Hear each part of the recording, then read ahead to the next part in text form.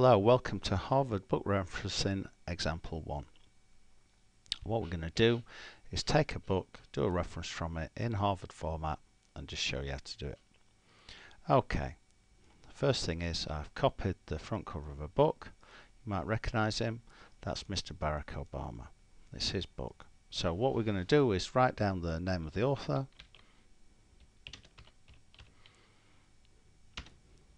and then we're going to write down the title of the book. So the title of this book is The Audacity of Hope, and it's also got a subtitle.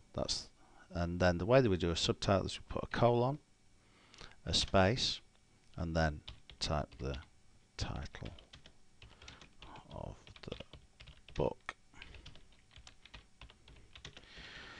Now, as you can see, this is what's known as title case. A title case doesn't mean that every single word starts with a capital letter, but the first word does and the main words do. Little words like of, on, and the don't start with a capital letter unless they begin the title. Then put a full stop, space. Okay, that's what the front cover tells us. If we look inside the book, we'll find the contents page. There's one I created earlier. And as you can see at the top, it says the year it was published, who it was published by, and where it was published. So in this case, 2007 is the year it was published. It was published in Edinburgh, and it was published by a company called Canongate. Now, I could type in Canongate Books Limited, but in this case, I'm not going to. I don't think it's necessary. It's just too many words for that. Now, you can also see that we've got two other years in here, which seems to make it a little complicated.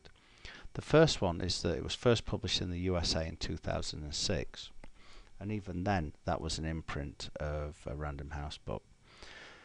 Now the thing is, we're not sure that the page numbers are going to be the same between the US edition and the UK edition in this case.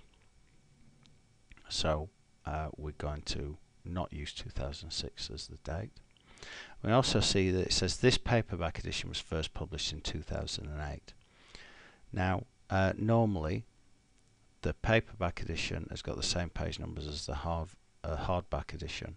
If it's different, they'll say this special paperback edition, and in which case we'd use the year of the paperback edition. But the simplest way is to just use the version at the top.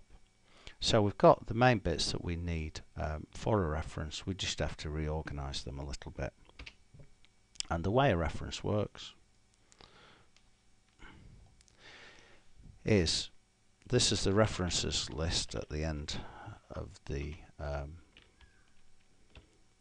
paper that you're doing, and we start off with the surname of the author, then a comma, then their initial, followed by a full stop. Then we do the year, then we do the title of the book, then we do a full stop, space, and then we do the city of publication, where it was published, and the publisher, and then I put a full stop. And the thing we do is the title, we italicize it. So that is what I would consider a perfect reference. Now there are slight variations of Harvard style. Some people don't put commas around the year of publication, for example, but essentially speaking, for a book, that is the right things in the right order,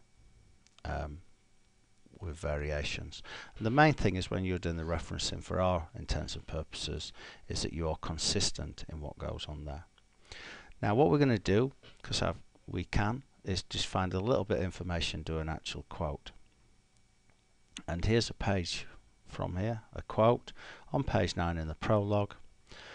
Zone that politics has become, in which narrow interests vie for advantage and ideological minorities seek to impose their own versions of absolute truth. We're just going to take a little bit from that. Here's one I created earlier.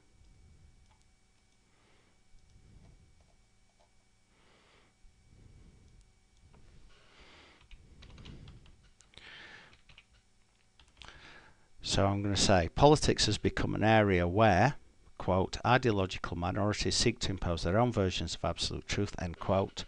And I'm going to attribute that to Obama in 2007, page 9, in a book published in 2007, page 9. Because he might have changed the wording slightly from 2006 to 2007.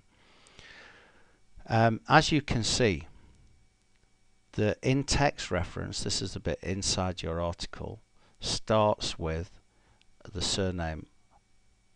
Now, whatever's there, that surname, should be in, there should be an equivalent one in the reference list. That should match that. Then the next thing that we've got is the year of publication. That should match that. And the next thing here says that it's on page 9. Again, different styles are different. Some people put in a colon. Other people put in a P for page. I don't put in a P because it has one to the word count. Makes it more difficult to get a good essay in the right length of words. Okay, so that's an example of taking a book, taking a quote from the book, doing in-text referencing, and creating the reference list at the end. Thank you.